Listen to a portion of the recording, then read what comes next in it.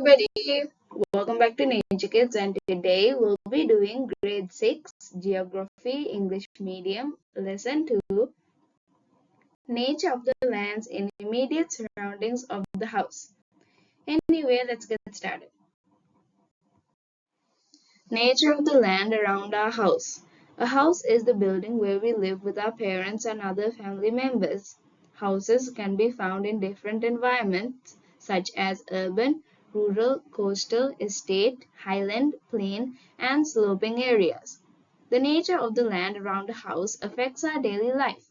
Each type of land has its own advantages and disadvantages. We should observe the land around our homes and identify its features. We must also protect the land and use it carefully. When beautifying our surroundings, we should avoid damaging the land and the natural environment. Plant and animal diversity. Different kinds of plants and animals create diverse environments around our homes. Sri Lanka has many ecosystems because of its different landforms and climatic conditions. Plants are essential for the survival of living beings. In rural areas, plants are usually abundant. Even in urban areas, we can grow plants to beautify our surroundings. We should choose plants that are suitable for the environment and safe for humans. Animals are also an important part of our environment. They help maintain the balance of nature.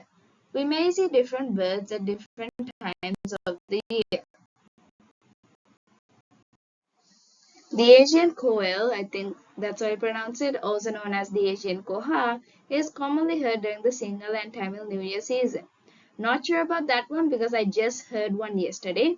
Anyway, some birds migrate to Sri Lanka during winter because they cannot tolerate the cold weather in their countries. These are called migrant birds. Different kinds of plants and animals create diverse environments around our homes. Sri Lanka has many ecosystems because of its different landforms and climatic conditions. Examples of migrant birds: Indian peter, paradise flycatcher, Suduredihora, and Siuruhora. Now, these pictures are from your textbook, so you probably have learned them or read them already. If you have not, read them. I am not teaching people who have not read their textbook. Anyway, this is what a tree does to the environment. Putrefaction of the atmosphere, providing food. Okay, spelling mistake. Providing food and habitats for animals, providing fuel, giving shade, stuff like that.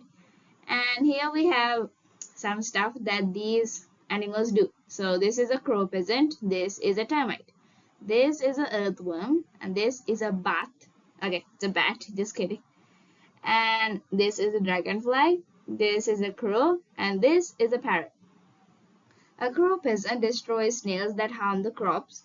Termite breaks down the waste material and helps decaying. Earthworm contributes to loosen the soil to enrich it. Bat helps in propagation of seeds and also drink your blood. Just kidding, that's Dracula. But I'm quite sure bats are out for our blood too. Anyway, the dragonfly destroys insects that harm paddy fields. Crow eats waste materials. Parrot adds beauty to the environment and also is super annoying because it keeps repeating what we keep on saying, which is super annoying. I don't know why people have those parrots in their houses. Human activities in the immediate surrounding of your school/house. Identification of community in the immediate surroundings of your school/house.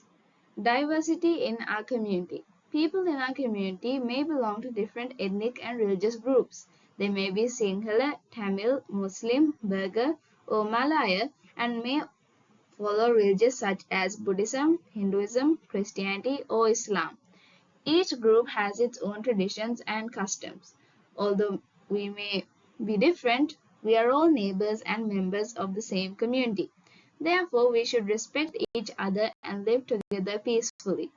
We can work together in sports, community associations, and welfare activities without considering a person's ethnicity or religion.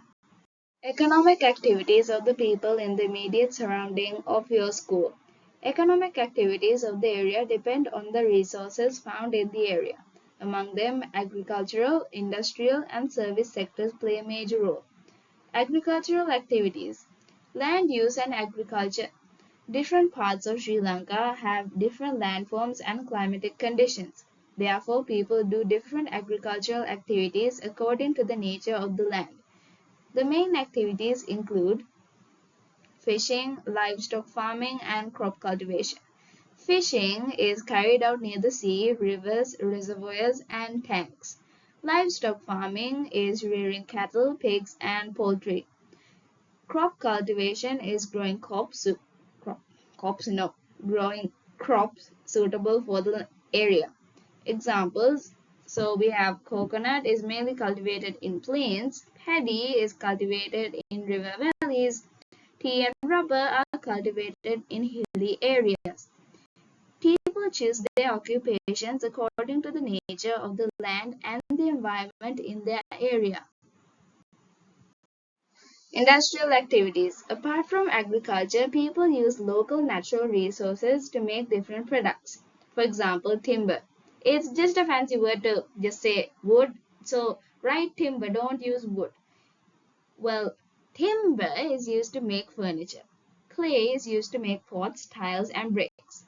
Cement is used to make flower pots and bricks. There are also many small-scale home industries in Sri Lanka. Examples include sweet meat production, rice flour production, sewing garments, and coir production. Some areas are famous for traditional industries. Moratuwa furniture, Ambalangoda masks, Pilimatalawa brassware, Radhavaduna cane products, and Dumbara mats.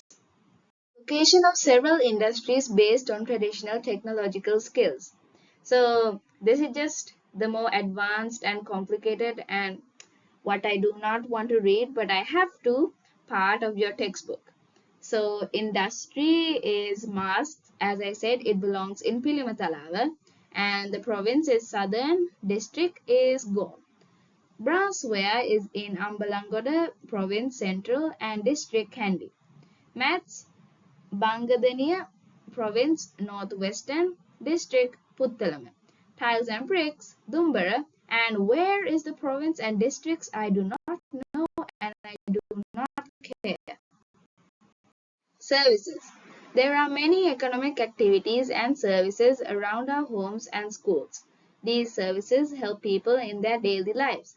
Some important services are health service, hospitals and clinics provide medical care, education service, schools provide education and eternal suffering, postal service, post office provides postal facilities, transport services, buses and trains help people travel, bank services, banks provide financial services and security services, police and other services protect people. That was a lot of services.